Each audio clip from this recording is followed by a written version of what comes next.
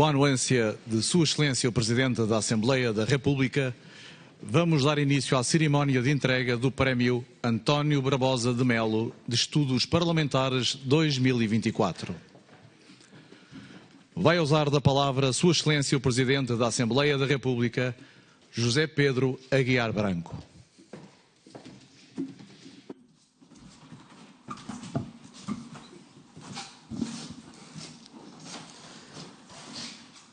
Senhores Vice-Presidentes da Assembleia da República, Senhora Deputada Teresa Moraes, estava previsto aqui o Sr. Deputado Rodrigo Saraiva, mas não o estou a ver. Senhora Presidente da Comissão dos Assuntos Constitucionais, Direitos, Liberdades e Garantias, Senhora Deputada Paula Cardoso, Senhoras e Senhores membros do júri, Senhoras e Senhores deputados, familiares do Presidente António Barbosa de Melo, Senhor Dr. José Menezes Chanhudo, minhas senhoras e meus senhores. Permitam-me, em primeiro lugar, uma palavra sobre o prémio que hoje entregamos. O Prémio António Barbosa de Melo de Estudos Parlamentares foi criado pelo Presidente Eduardo Ferro Rodrigues em 2017 como uma forma de aproximar o Parlamento da Academia. E assim tem sido. E bem.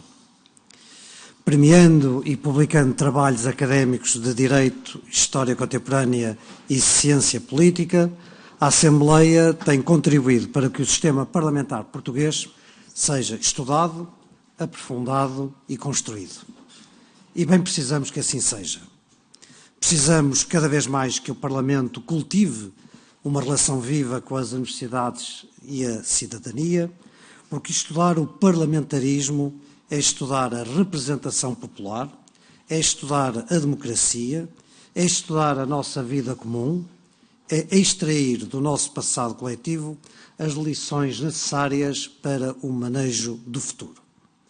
E essa tarefa convoca não apenas o Parlamento enquanto instituição, mas também os cidadãos e a academia. É uma tarefa de todos, porque a democracia nunca pode ser dada como adquirida, e sabemos bem, pelos tempos que vivemos, que assim é. Nunca podemos dar como um projeto terminado, fechado.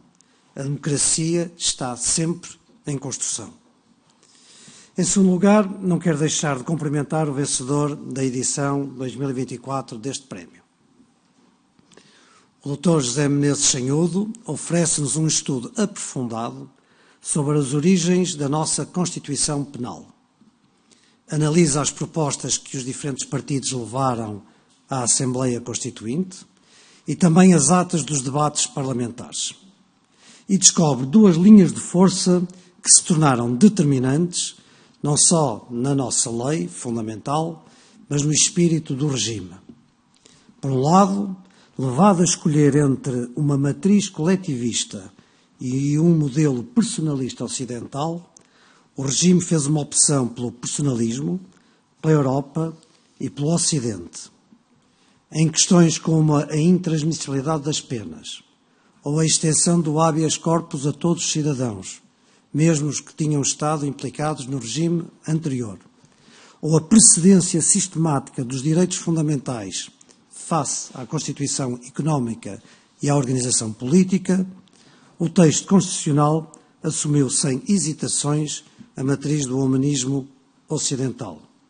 E essa é a marca identitária que, felizmente, conserva até hoje. Por outro lado, como salienta o nosso premiado, a Constituição também reflete, inclusive na sua dimensão penal, a capacidade de cruzar diferentes perspectivas, a capacidade de acolher na sua formulação final, contributos dos vários quadrantes ideológicos. A capacidade de construir não um projeto de facção, mas uma Constituição plural e aberta, tecida de consensos e de negociações, um texto de todos. Não era garantido que assim fosse. Em todos os processos revolucionários há vencedores e vencidos, há maiorias e minorias. E os partidos maioritários podiam ter tido a tentação de desenhar um sistema à sua própria imagem, sem ouvir as restantes correntes, nem sequer a sociedade. Não o fizeram. Tiveram a grandeza de espírito e a sabedoria democrática de ouvir todos e de acolher contributos de todos. E talvez por isso tivemos uma Constituição aprovada, não apenas por uma maioria de 2/3, mas por mais de 90% das senhoras e senhores deputados. Uma Constituição, podemos dizer, consensual, porque mesmo o CDS, que votou contra a formulação de 1976, participou nas sucessivas revisões constitucionais, assumindo o texto também como seu. O estudo do Sr. Dr. José Menezes Sanhudo ilustra bem o modo como este processo de negociação e de consenso aconteceu no campo da Constituição Penal. Mas o mesmo sucedeu em muitos outros campos do debate constitucional. O mesmo esforço, a mesma responsabilidade, o mesmo sentido de Estado. Saúdo por isso o autor, por este trabalho tão necessário que oferece ao escrutínio público. Celebramos este ano os 50 anos das eleições para a Assembleia Constituinte e no próximo ano será a Constituição a completar meio século. Devemos celebrar convictamente a democracia construída em cada um destes momentos. Mas também aprender com a história que só se constrói algo de durável com consensos e com negociação. Ao Sr. Dr. José Menezes Sanhudo, os meus parabéns e os meus agradecimentos por este trabalho. Muito obrigado a todos. Disse.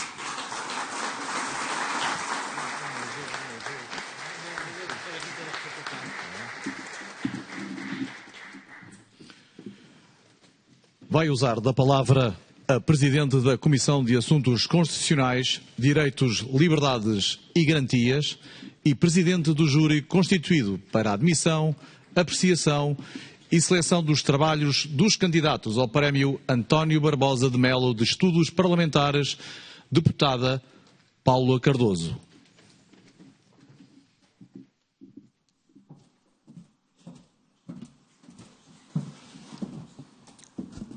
Sr. Presidente da Assembleia da República, Sra. Vice-Presidente da Assembleia da República, Srs. líderes parlamentares ou representantes dos líderes parlamentares, distinto premiado, e um cumprimento especial para o familiar, meu amigo João Paulo Barbosa de Melo, a quem cumprimento e que fico muito contente de o ver aqui, ilustres convidados, senhoras e senhores. Lembramos hoje Barbosa de Melo, neste dia em que se procede à entrega do prémio com o seu nome e que visa prestar-lhe merecida homenagem, recordando um distintíssimo parlamentar e uma figura incontornável na construção da nossa democracia. António Barbosa de Melo destacou-se em múltiplos aspectos, como académico pelo seu notável trabalho doutrinário, mas e também pela sua marcante intervenção na vida pública e política do nosso país numa fase decisiva para o estabelecimento e afirmação da vida democrática portuguesa. Foi membro da Comissão para a elaboração da Lei Eleitoral na Assembleia Constituinte e mais tarde foi deputado desta mesma Assembleia Constituinte. António Barbosa de Melo foi um incansável defensor da inclusão de normas na lei fundamental que salvaguardassem o pluralismo democrático e a liberdade económica, dois dos blocos fundamentais da construção da nossa atual sociedade. Foi como Presidente da Assembleia da República que ainda hoje é recordado como um homem de pontes, de elevada cultura e cordialidade, tendo exercido o seu mandato com serenidade e espírito de conciliação e tendo merecido o respeito e a admiração de todos quantos com ele se cruzaram nos corredores deste Parlamento. Este prémio, que tem o seu nome, serve para que nunca esqueçamos o seu legado de tolerância, de isenção e de rigor. Recordá-lo é recordar a pessoa de elevada consciência democrática que prestigiou e levou por via disso a nossa democracia e as nossas instituições. E recordá-lo neste momento faz mais sentido do que nunca. Quando vivemos tempos particularmente desafiantes para o prestígio das instituições e para a democracia, exemplos como o de Barbosa de Melo devem ser inspiradores para a forma e o modo como exercemos a nossa atividade parlamentar. Este prémio é destinado a premiar trabalhos de investigação nas áreas por ele professadas na academia ou na prática parlamentar. e, para além de honrar a sua memória, ajuda-nos e enriquece-nos por trazer ao nosso conhecimento contributos que permitam continuar a pensar e a desenvolver a Constituição, a vida política e a democracia, esteios fundamentais do percurso da vida de António Barbosa de Melo. Senhor Presidente, senhoras e senhores deputados, ilustres convidados, o júri constituído no âmbito da Comissão de Assuntos Constitucionais, Direitos, Liberdades e Garantias e da Comissão de Educação e Ciência, que integrou as senhoras e senhores deputados Pedro Delgado Alves, António Rodrigues, Gabriel Mitar Ribeiro, Patrícia Gil Vaz e eu própria, como sua Presidente, deliberou propor a atribuição do Prémio Barbosa de Melo de Estudos Parlamentares ao Sr. Dr. José Menezes Sanhudo, pelo trabalho intitulado Entre a Revolução, a Assembleia Constituinte e a Constituição de 1976, Subsídios para uma História da Constituição Penal. Com este trabalho, revisitámos momentos, reencontramos homens e mulheres que contribuíram para as bases do nosso sistema democrático, com o seu trabalho, competência e humanismo, instituíram um conjunto de princípios, direitos e de garantias que perduram e perdurarão e que são a base de um sistema democrático vivo, mas saudável. Este trabalho hoje premiado é também uma simbólica homenagem aos 50 anos da Revolução do 25 de Abril, à Assembleia Constituinte e à Constituição da República Portuguesa e, claro, António Barbosa de Melo, fundamental deputado constituinte, decisivamente interveniente no processo de aprovação da Constituição de 1976. O presente trabalho, que já foi mais cautelizado pelo nosso Presidente da Assembleia da República, é, portanto, um importante contributo para uma reflexão cuidada e ponderada de uma questão que mantém toda a sua atualidade e acuidade. Termino prestando a minha mais sincera homenagem à memória de António Barbosa de Melo e ao seu legado académico e político, aproveitando e felicitando também, e especialmente, o premiado Dr. José Menezes Sanhudo pelo excelente estudo que nos presenteou. E tendo sido acolhida a proposta mencionada de atribuição do prémio ao Sr. Dr. José Menezes Sanhudo pelo trabalho que acabei de esclarecer, esta proposta foi por Sua Excelência aceite e vai então proceder-se nesta cerimónia à entrega deste prémio. Muito obrigada.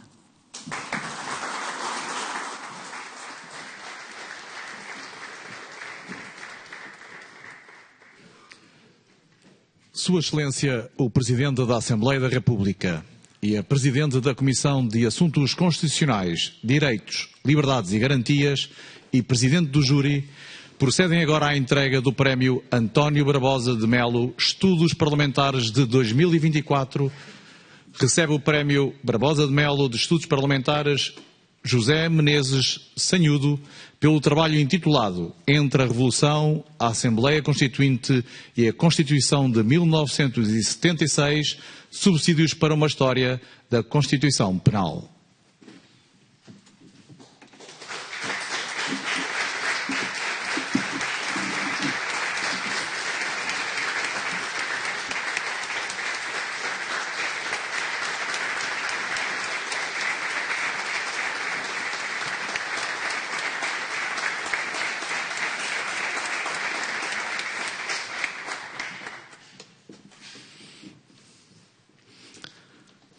Vai usar da palavra o vencedor do Prémio António Barbosa de Melo de Estudos Parlamentares de 2024, José Menezes Sanhudo.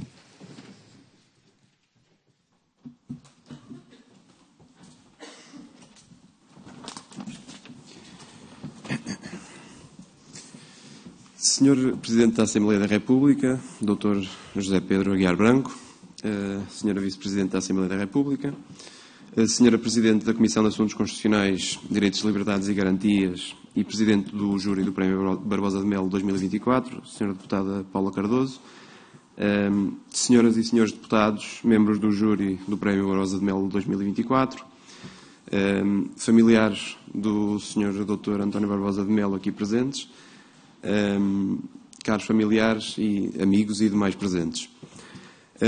Antes de tudo, não poderia deixar de dizer que é uma grande honra para mim ter sido distinguido com um prémio que pretende homenagear uma figura maior do direito e da política em Portugal. António Barbosa de Melo foi, além de um brilhante professor, investigador e célebre deputado e presidente desta Assembleia, um dos maiores arquitetos de diversas partes da nossa Constituição, em especial aquelas respeitantes aos direitos fundamentais. Pude constatá-lo diretamente nas páginas dos diários da Assembleia Constituinte, onde ficaram registadas múltiplas e profícuas intervenções suas. Portanto, nada mais é do que o cumprimento de um imperativo de justiça, a homenagem que, através do presente prémio, se presta a tão importante figura. É por isso, com particular gosto, que me associo a este justo tributo à memória do Sr. Dr. António Barbosa de Melo. Direi agora algumas breves palavras sobre a investigação premiada. A obra contém essencialmente uma história detalhada da construção da chamada Constituição Penal, ou seja, das normas constitucionais atinentes ao direito e ao processo penais. Neste tema entrecruzam-se, de um lado, um dos mais importantes capítulos da história do parlamentarismo e do constitucionalismo em Portugal, e, de outro lado, a Constituição Penal, uma matéria que se situa justamente no âmago daquilo que António Barbosa de Melo designou como uma Carta dos Direitos, Liberdades e Garantias Fundamentais dos Portugueses. Não maçarei os presentes com aspectos de pormenor da obra. Darei conta apenas de algumas conclusões com interesse que foram atingidas no estudo. Desde logo, a multiplicidade e a riqueza das fontes das normas constitucionais com relevância penal. Muitas destas normas encontram a sua raiz em constituições portuguesas anteriores, nos vários projetos de Constituição apresentados pelos partidos políticos com representação na Assembleia Constituinte, constituições estrangeiras e mesmo a doutrina portuguesa. Depois, a existência de contributos de quase todos os partidos representados na Assembleia Constituinte para a formação daquelas normas. Embora com uma inegável preponderância do PPD, especialmente em matéria de garantias do processo penal, e, num segundo plano, também do PS. Destaco ainda o claro triunfo que estas normas penais da Constituição deixam claramente entrever de uma concepção personalista e humanista dos direitos fundamentais, que, em último termo, abriu as portas, na ordem jurídica portuguesa, ao direito e ao processo penais típicos de um Estado de direito democrático ocidental. Ficou afastada, portanto, uma concepção funcionalizante dos direitos fundamentais, concepção que, caso houvesse saído vitoriosa, teria certamente conduzido a um sistema penal muito diferente daquele que hoje temos. Pode perguntar-se que importância tem tudo isto hoje. Na Assembleia Nacional Constituinte de 1911, o deputado Severiano José da Silva afirmou que fazer uma Constituição é organizar um Estado. O que nós queremos aqui é um esqueleto para depois o vestirmos de carne. De facto, a Constituição Penal, cuja gênese se estudou, configurava apenas um esqueleto que haveria que vestir de carne. E, portanto, após a aprovação da Constituição de 1976, surgiram um novo Código Penal e um novo Código de Processo Penal, e a legislação criminal portuguesa evoluiu incomensuravelmente e, em geral, na linha das valorações vertidas na Constituição de 76. E é justamente aqui que reside a importância do pensamento penal do legislador constituinte, ou seja, na necessária e constante aferição da compatibilidade entre a legislação e a jurisprudência penais e o espírito da Constituição de 1976. Darei apenas um exemplo. O artigo 30, número 3 da Constituição, estabelece que a responsabilidade penal é insuscetível de transmissão. Isto significa que ninguém pode responder pelos crimes de outrem, ou seja, só pode haver responsabilidade penal com culpa própria. Talvez para surpresa de alguns, a vontade de consagrar constitucionalmente este princípio não era unânime. Uma parte significativa da Constituinte pretendia limitar a aplicabilidade deste princípio às penas privativas de liberdade. Assim, a pena de prisão não seria transmissível, mas as penas pecuniárias já o seriam. Acabou por triunfar, contudo, a concepção segundo a qual nenhuma pena criminal poderia ser transmitida. E com fundamento nessa ideia, enfim, a punição é algo pessoalíssimo, que apenas pode afetar quem cometeu o crime e não pode fazer-se responder um sujeito pelos crimes de outro. Hoje, porém, esta ideia inicialmente consagrada na Constituição parece ter perdido, pelo menos em parte, na legislação ordinária, uma parte significativa do seu conteúdo. na medida em que se admitem na lei penal diversas formas de responsabilidade por crimes de outrem. Desde logo, a responsabilidade criminal de entes coletivos, que sob um certo prisma acaba por resultar numa punição sem culpa das pessoas individuais que juridicamente titulam essas entidades. Admite-se também a responsabilidade subsidiária dos dirigentes dos entes coletivos pelo pagamento de multas aplicadas a essas entidades, sob o pretexto de se tratar de uma responsabilidade meramente civil.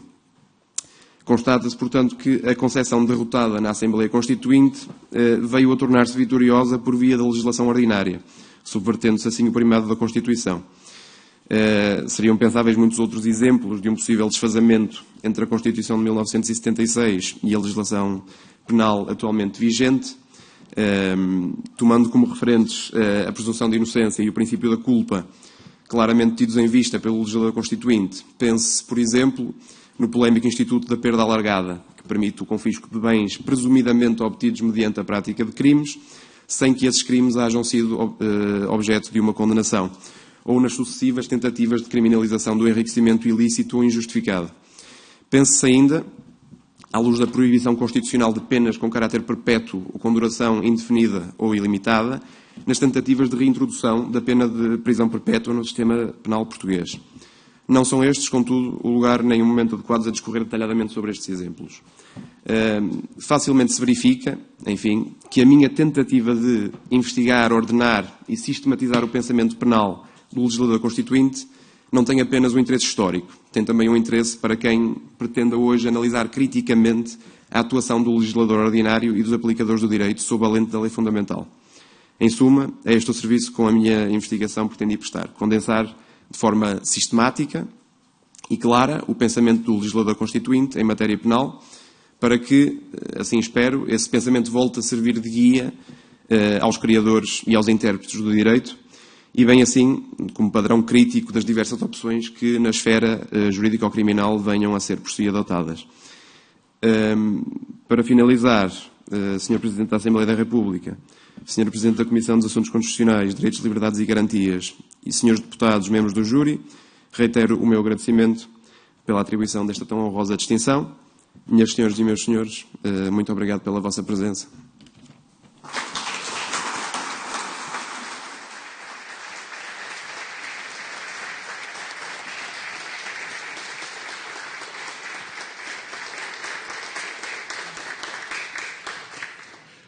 Com a anuência de Sua Excelência o Presidente da Assembleia da República, está encerrada a cerimónia de entrega do Prémio António Barbosa de Melo de Estudos Parlamentares 2024.